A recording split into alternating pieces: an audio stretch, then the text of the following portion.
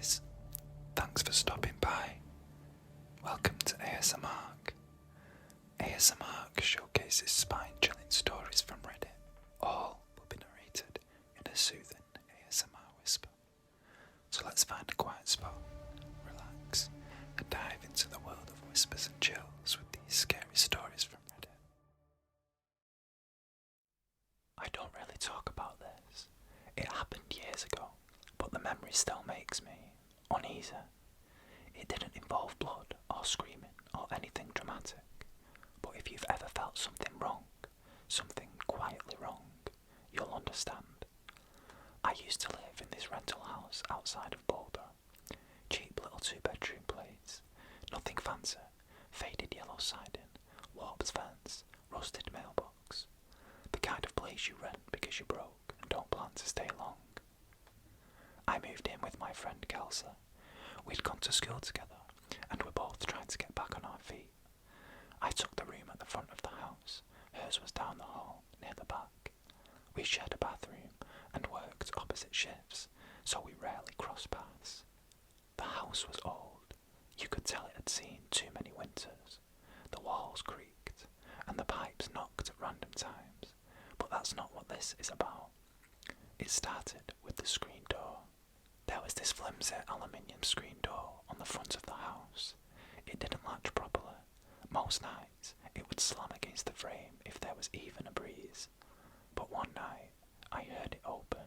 Not slam, open, slowly, deliberately. I was lying in bed, scrolling through my phone. It was after midnight.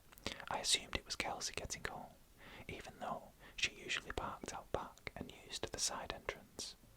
But no footprints followed, just silence. I listened for the front door, our main door. It was old wood, stuck sometimes. It always made a loud clunk when someone opened it. Nothing, just the soft hiss of wind and the low hum of the refrigerator down the hall. I got up, peeked out of my room. The living room was dark, no lights, no movement. I chalked it up to the wind and went back to bed. The next night, I heard it again. Same slow creak of the screen door opening, then nothing. I got up faster this time, checked the peephole. No one. I even stepped outside and looked around, and that's when I saw him for the first time. Across the street, near the edge of the trees, he wasn't close, just a figure under the street lamp. A man, maybe mid-40s, wore a faded jacket, dark pants, and he held this canvas duffel bag in one hand, like the kind gym goers used in the 80s. He didn't move, didn't look up, just stood there. I stared at him for a solid minute. He didn't shift or fidget or pace, just stood, bag in hand, staring straight ahead. I went inside and locked every door. The next day, I told Kelsey. She shrugged it off, said the neighbourhood was weird, yeah, but we were broke and needed the rent to stay low. She hadn't seen him, thought maybe I was just overtired, but it didn't stop. Every few nights I'd hear the screen door open. Each time I looked out, I'd see him across the street. Same clothes, same posture, same damn bag. Always around 12:45 a.m, never earlier, never later. One night I waited. I sat by the window with the lights off, watched the road. At exactly 12:44, he appeared. He didn't walk up. He didn't come from either end of the street. He was just there, standing under that light, like someone flipped a switch. That time, he lifted the bag slightly. Not waved, not beckoned, just raised it, like he wanted me to see it, then lowered it again. I didn't sleep. I just sat in bed, heart racing, listening for anything, a step, a knock, nothing. By morning, he was gone. I reported it eventually, told the local police there was a guy casing houses or hanging around the neighbourhood too much. They sent a car by a few times, but never found anyone. A few weeks later, Kelsey moved out, said she couldn't get rest, felt like she was being watched. I stayed. Rent was cheaper alone, and I thought maybe I'd imagined most of it, until the night I heard the screen door open again. But this time, the main door opened too. I heard the click of the knob, the low groan of hinges. I was frozen, couldn't move. Then, soft footsteps on the carpet. Not fast, not loud, just measured, slow, like someone carrying something heavy. I didn't leave my room, I couldn't. I just waited, holding my breath, listening to each step move down the hall, stop near my door, and then they turned around, back down the hallway toward the back door. Another groan, a latch, then silence. When I finally opened my door, the house was empty, except for one thing, the canvas duffel bag sitting in the middle of the living room. I stood there staring at it for a long time. I didn't want to touch it, didn't want to go near it. Eventually, I called the cops. They opened it for me. Inside, just rocks, smooth, round river stones, clean, almost polished. Nothing else. No note, no markings. They didn't find prints, didn't find signs of forced entry. They asked if I was sure someone had broke in. I said I wasn't, but I knew. Because the next night at 12:45, I looked out the window, and he was back, but this time he wasn't carrying the bag.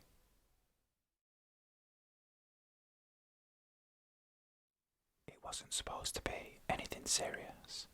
I had just moved to the city and was looking for ways to fill the silence of the apartment, get involved in the community. I wasn't ready to make friends yet, but I figured volunteering at the local shelter would be a good way to meet people without getting too close. I started helping out with overnight shifts. It wasn't a glamorous job. I'd sweep the floors, help organise donations, and check in on the few people who came in to sleep for the night. Some of them were just passing through, some were regulars. But there was one man I always noticed. He wasn't a regular. He only came in once in a while, but every time he did, he seemed to draw attention. He was tall, and he always wore this old, faded coat, the kind you only see in second-hand shops. His face was thin, sharp, and he always seemed to be smiling. But it wasn't a friendly smile. It was more of a knowing smile, like he had some secrets.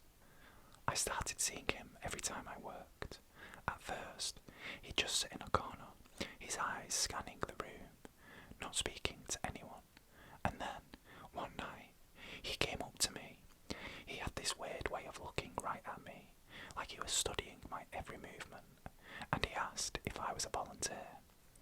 I told him I was, and he smiled, that strange smile of his, and nodded. He said he was looking for a place to sleep, and I told him he was welcome to stay, but I couldn't help noticing how odd it was that he'd come in so late, after most people had already settled in. The next night, he returned.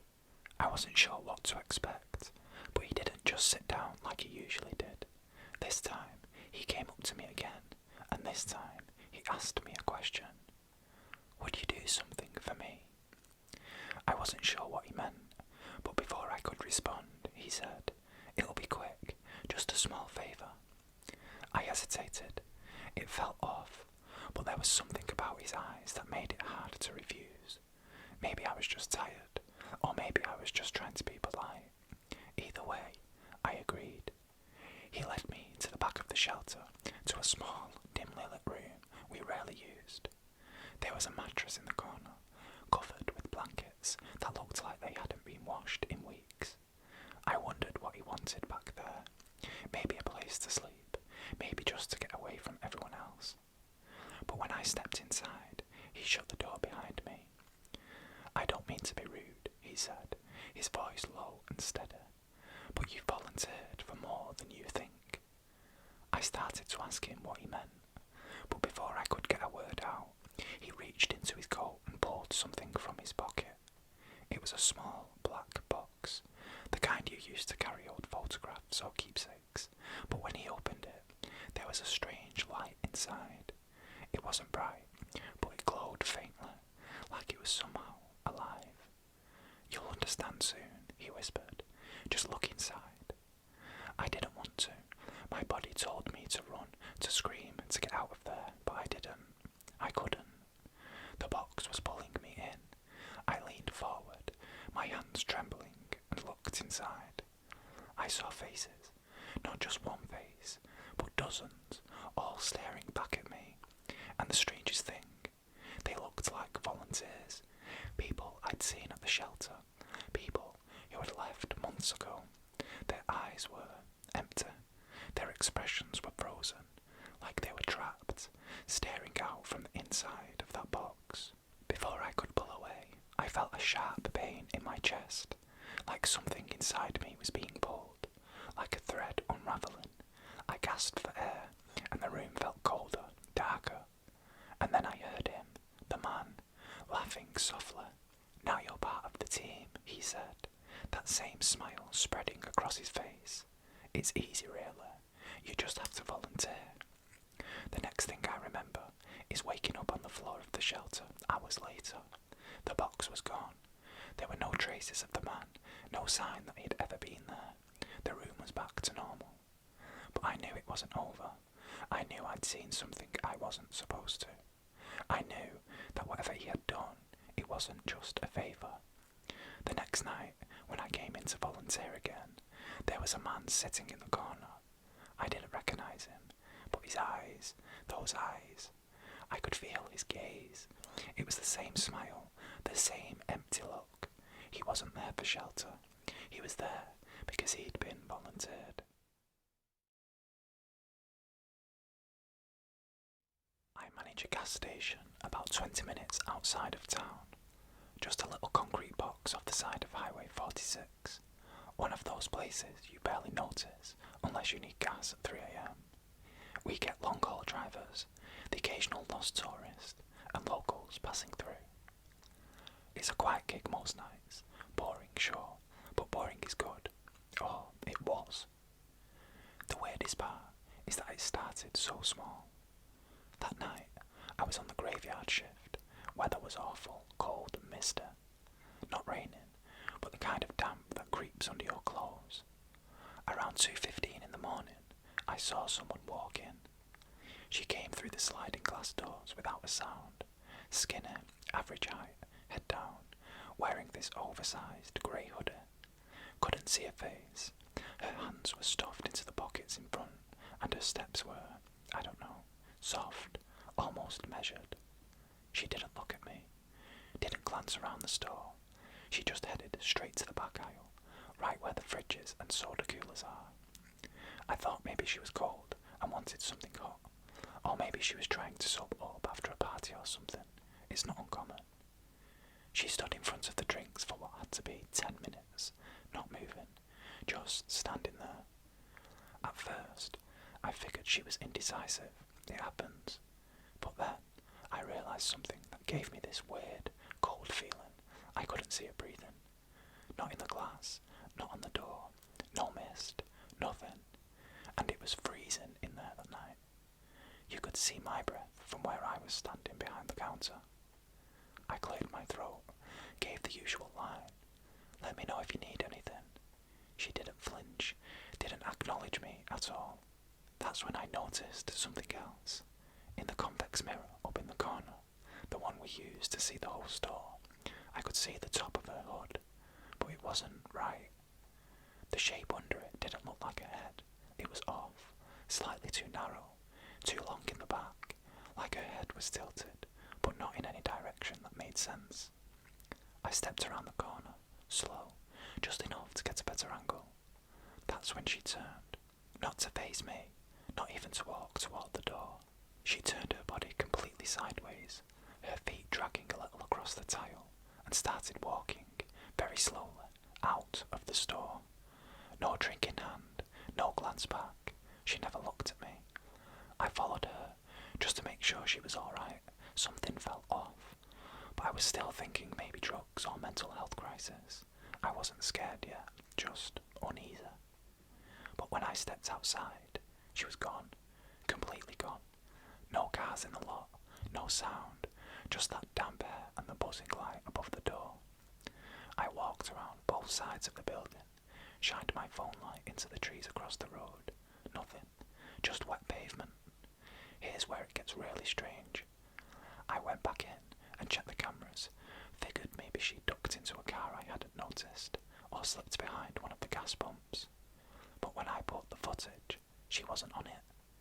I sat there and watched myself. You can see me watching something. You can see me standing, leaning, even talking out loud. But in the spot where she should have been, where she stood for a full 10 minutes, there's no one, just empty space. I watched it over and over. I even checked the outside cameras. No car pulls in. No one walks up to the doors. Nothing. It was like she never existed. I didn't sleep much the next day. Kept trying to rationalise it. Maybe the camera glitched. Maybe someone pranked me. Maybe I missed her. But none of it made sense. I didn't tell anyone. Didn't want to be that guy who talks about ghosts at work. But a week later, I was doing inventory in the cooler and I heard the doors open out front. I came out, expecting the usual late night customer. Same hoodie, same stance, same slow walk to the back, only this time she didn't go to the drinks. She stood in front of the coffee machines, just stood there facing them, like she was waiting for something. I didn't move, didn't speak, and this time she did. She said without turning around, "Don't look in the freezer." Clear as day. Then she walked out again. Same pace, same silence. I didn't check the cameras that time.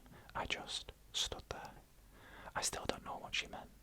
We have a walk-in freezer for storing boxed goods. But now, I hear the freezer door click sometimes. Not open, just the handle twitching, like someone testing it from the inside. And last night, when I locked up, the camera by the cooler, black screen, everything else recorded fine. Only that one feed cut out from 2:12 to 2:19 a.m. I used to do long-haul deliveries through Central Texas, mostly late-night runs. The pay was better, and I liked the quiet. Just me, the road, and whatever old rock station I could find. There's a stretch of Highway 79 that runs flat and empty for miles. No towns, no gas stations, barely even lights on the horizon. I'd driven it a dozen times without incident, until that one night. It was just after 2 a.m. I remember because I glanced at the dash when my headlights caught movement up ahead. Someone was standing in the middle of the road. No hazards, no stalled car, no flashlight. Just a man, facing sideways, right on the faded dividing line. I slowed to a crawl. He didn't move, didn't look up. His arms hung straight down like he was asleep on his feet. I tapped my horn, short, not aggressive. Still nothing. I rolled down the window and called out, "You alright?" Nothing. I pulled onto the shoulder, flipped on my hazards and got out. He was maybe 20 feet ahead. Pale shirt, grey pants, bare feet. I kept my distance. "Hey, do you need help?" That's when he turned, slowly, like his body had to remember how. And I saw that his face was wrong. Not injured, not deformed, just blank. Like there was no recognition in his eyes, no sense of being there. He looked at me like someone watching headlights pass through fog. Then he started walking, not toward me, just forward, straight down the road, like I wasn't even there. I didn't follow. I watched until he disappeared into the dark, never once breaking that steady, unnatural pace. I got back in the cab and radioed it in, just in case. Sheriff's office took the report, said they'd sent someone out. The next day, I stopped at a diner an hour out, local spot. I asked the woman behind the counter if she'd ever heard of anyone walking 79 that time of night. She looked at me, paused, then asked, "Was he barefoot?" I said yeah. She gave me this kind of sigh, said they call him the Drifter. Folks have been seeing him for years, always between mile markers 2:12 and 2:17, always the same time, never speaks, never stops. I asked her if he hurt anybody. She shook her head. He just walks, but once you see him, you tend to see him again. I laughed it off at the time, but I've taken that route twice since, months apart, and both times around the same stretch, same hour. My CB cuts out, my music dies, I start to feel cold, and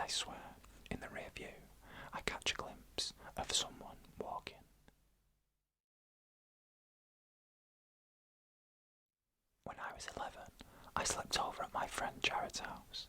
It wasn't a big event, just one of those last-minute things. We'd be playing outside all afternoon, and when it got dark, his mum said I could stay the night. Jared lived in one of those long, one-story ranch-style houses, set way back from the road, all on one level. No basement, no upstairs. His room was on the far end, near the garage.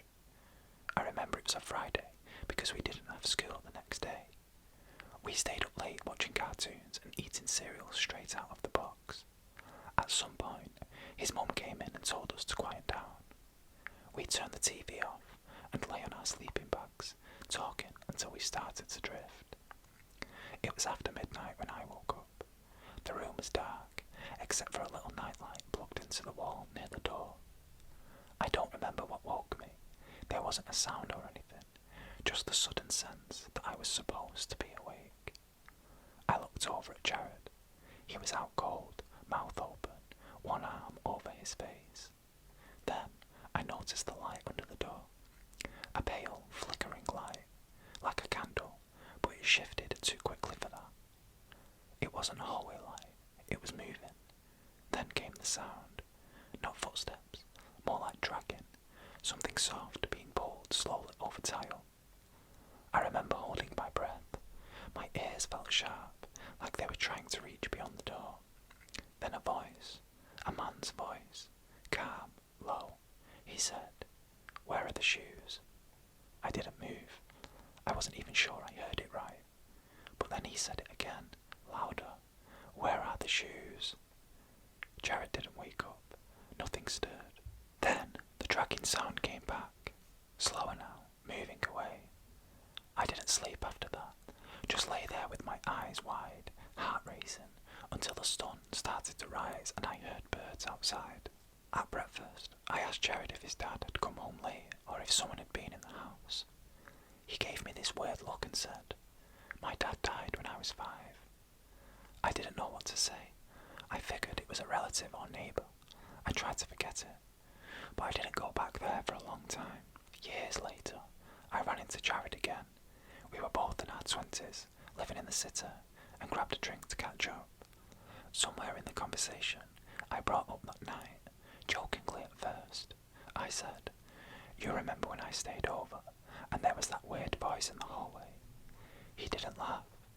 He looked at me, then said, "I thought I dreamt that." I told him what I heard, the light, the dragging, the voice.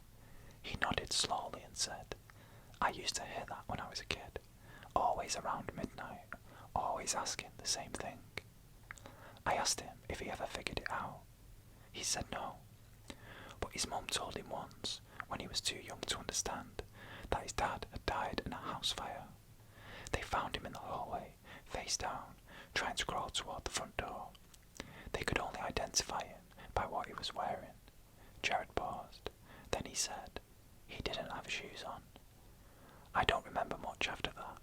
I know we changed the subject. I know we didn't talk about it again. But I've never forgotten that voice outside the door. And every now and then, around midnight, I catch myself listening for it. Not because I expect to hear it again, because part of me thinks I will. I used to hike alone. Always took the lesser known trails, the ones tucked away from families and weekend joggers. There was one loop just outside of town. No markers, no signs, barely even a path. Locals called it the Dead End Trail. Not because it was dangerous, just because it didn't go anywhere. It looped into a gully, ran along the base of an old ridge, then just stopped. I liked it because I never ran into anyone. I could walk for hours without hearing another voice. But one morning, I saw something that still keeps me awake at night. It was early autumn, cold enough to see your breath. The trails were scattered with fallen leaves, damp, a little slick, and just quiet, dead quiet. I was about an hour in when I came across a backpack in the middle of the path. Bright orange, modern, looked pretty new, unzipped as well, just sitting there. I stopped, looked around, called out. No answer.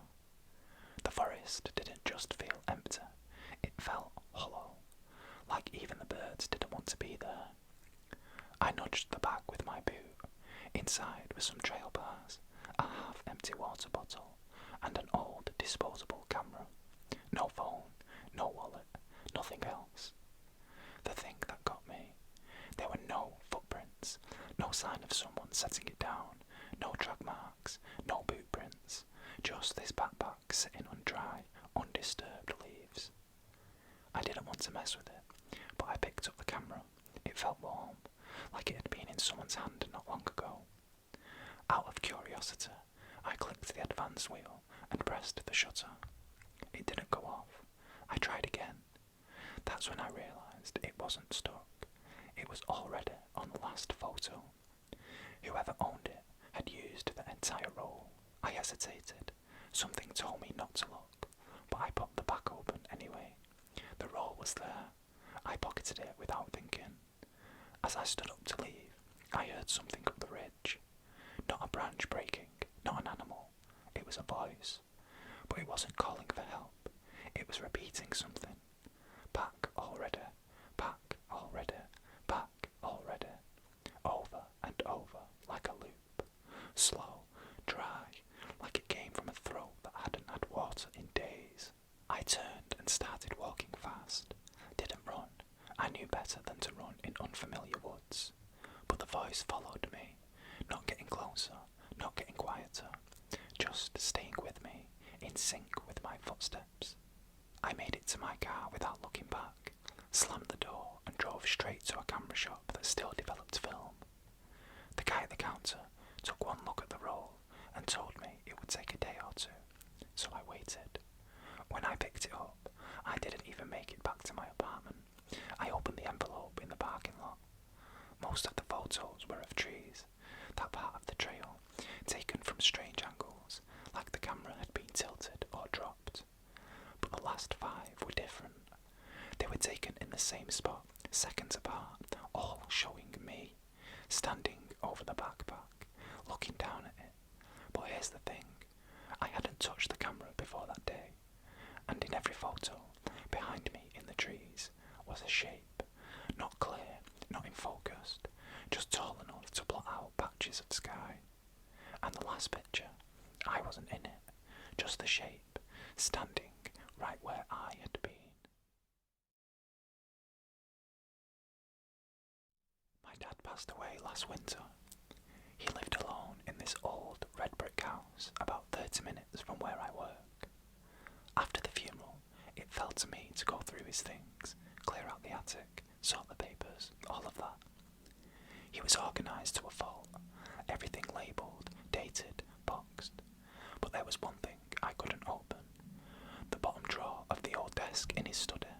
It was antique, heavy, dark wood, brass handles, the kind of desk you don't move once it's in place. Every drawer slid open without issue, except for that bottom one, locked tight. No key taped underneath, no spare in the usual spots. It bugged me, but I didn't press it at first. Figured it was tax records or something he didn't want me digging into. A week later, I was boxing up some books in the study when I heard a sound. It was soft, barely there, like a small scrape of wood. I paused and listened. There it was again, a gentle tug, like someone trying the drawer from the inside. I walked over and touched the handle, still locked. I told myself I was imagining things. The old place creaked all the time, and grief messes with your head, right? But then it kept happening. Only at night, only when the house was completely silent, always from inside that drawer. I checked the hinges, no loose wood, nothing jammed, but every time I stood near it, I had this feeling, like something was pressed against the other side, just waiting, not trying to get out, just waiting for me to open it. It got worse. I'd be in bed upstairs and hear the floorboards creak, slow, single footsteps, always stopping just outside the study, always just one creak. One night I snapped. I grabbed a crowbar from the garage and went down to force the drawer open. I was tired, angry, and yeah, a little afraid. But I needed to know what was inside. I wedged the bar under the edge, counted to 3, and popped the lock. It made a loud crack, like it hadn't been opened in years. I pulled the drawer out, empty. No papers, no notebooks, no lock mechanism inside at all. Just bare wood, stained a little at the bottom like something had leaked years ago. That should have been the end of it. But then the scraping started coming from the upstairs closet, and that drawer. I checked it again yesterday. It's locked, and I never fixed it. Well, that concludes today's Scary Reddit stories. Thank you for listening. If you enjoyed this creepy journey, don't forget to like and subscribe. Please also leave your own spooky experiences below in the comments. Who knows, I could add it to the next video.